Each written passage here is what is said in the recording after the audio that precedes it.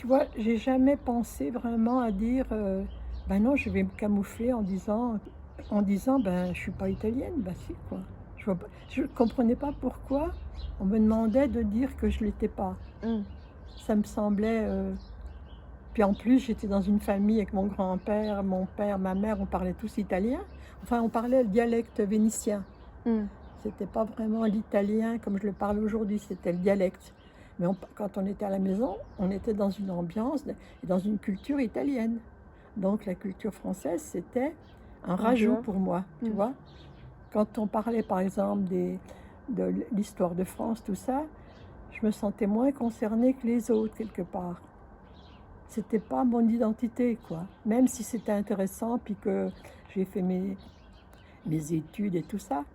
Et après, ben, je me suis mariée avec un Français et j'ai pas réalisé à ce moment-là qu'en me mariant avec un Français, je perdais ma nationalité italienne. Je devenais française, mais en perdant ma nationalité.